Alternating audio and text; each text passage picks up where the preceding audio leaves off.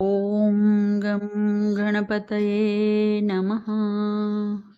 ॐ ऐं સરસ્વત્યે નમઃ.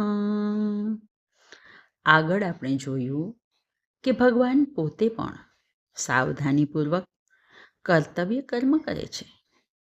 તેવી જ રીતે દરેક મહાપુરુષને સાવધાનીપૂર્વક કર્તવ્ય કર્મ કરવાની પ્રેરણા આપતા આગળના શ્લોકમાં કહે છે, સક્તા કર્મણ્ય વિદ્વાંસો યથા કુર્વન્તિ ભારત કુર્યાત વિદ્વાંસ તથા સક્ત ચિકીર્ષુ લોકસંગ્રહમ.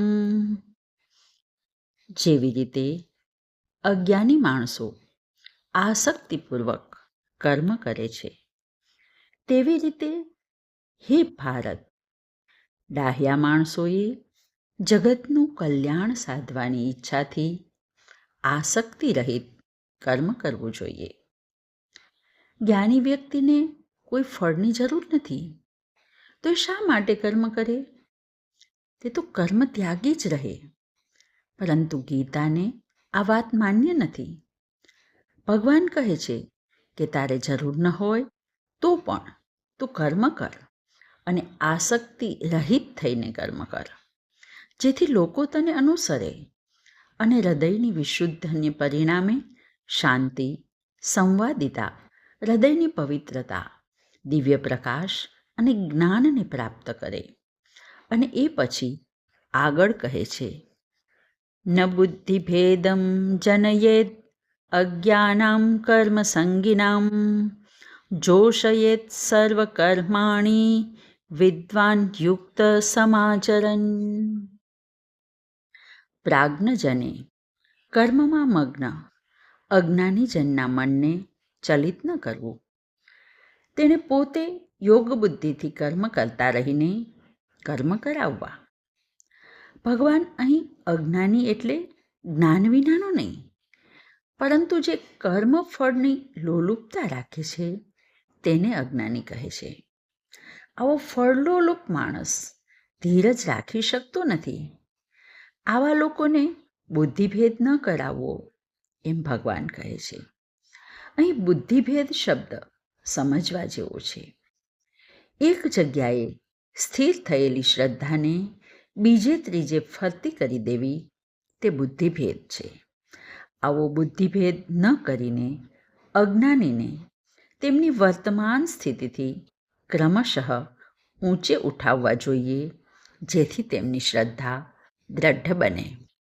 હવે જ્ઞાની અને અજ્ઞાનીમાં અંતર દર્શાવતા ભગવાન કહે છે, પ્રકૃતે ક્રિયમાણાની ગુણે કર્માણિ સર્વશઃ અહંકાર વિમૂઢાત્મા કર્તાહમિતિ મન્યતે.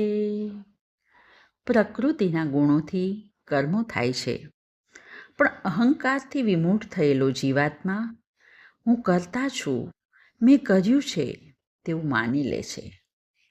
અહીં પ્રકૃતે ક્રિયમાણાની શબ્દનો એવો ભાવ છે કે જે સમયે જે ગુણની વૃદ્ધિ થાય છે ત્યારે તે સમયે તે ગુણ આપણા ઉપર છવાઈ જાય છે અને તે આપણી ઈચ્છા હોય કે ન હોય તો પણ ક્રિયા કરાવે છે.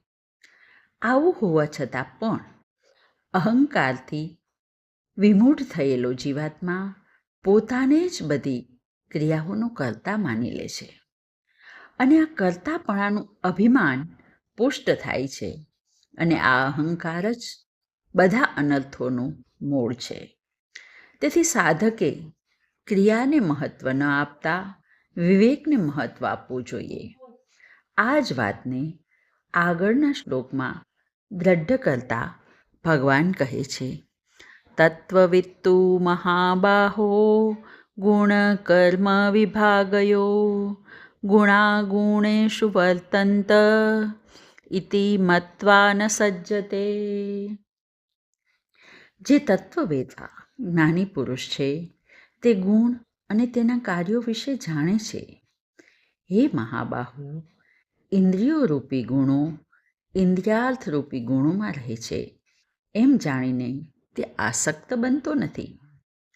સત્વ, રજ અને તમ આ પ્રકૃતિના ત્રણેય ગુણોનો પ્રભાવ વ્યક્તિને કર્મમાં દોરે છે. તેથી જ્ઞાની પુરુષો કર્મફળમાં લોલુપ થતા નથી, કારણ કે જ્ઞાની પુરુષ જાણે છે કે આત્મા ત્રણેય ગુણોથી ભિન્ન છે. એટલે આત્મા કર્મ કરનાર કરતા નથી, અને જે અકર્તા બનીને અહંકારથી મોહિત થતો નથી તે જ તત્વવેદ છે. આજે બસ આટલું જ. હરિ ઓમ.